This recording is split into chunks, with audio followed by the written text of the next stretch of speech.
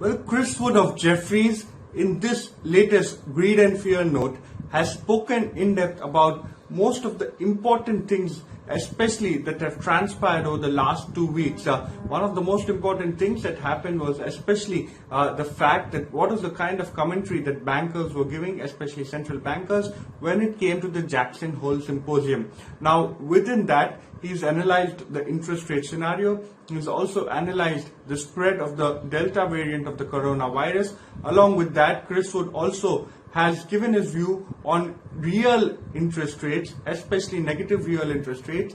He's trying to understand the movement as far as bond prices are concerned.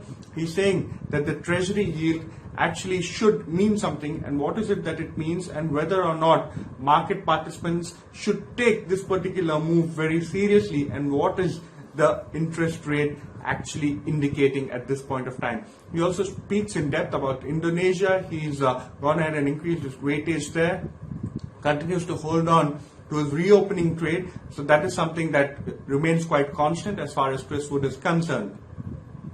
So what he is saying, especially when it comes to the central bankers, he is saying that financial markets continue to focus on every word uttered by the central bankers. He is saying that Greed and Fear at this point of time is wondering if negative real rates are actually a reflection of monetary manipulation, and this is something that he is worried about. So he is saying that is it actually a reflection of the economy, or is it a reflection of monetary manipulation? He is saying that negative real rates at this point of time may not really be an indication of weakening growth and reflated deflationary pressures. So what he is saying, that number one, it may not necessarily indicate weakening growth, which is what it is supposed to indicate, and also deflationary pressures is what negative real interest rates are supposed to indicate, but at this point of time, that is not something that he believes the interest rate is indicating. He's saying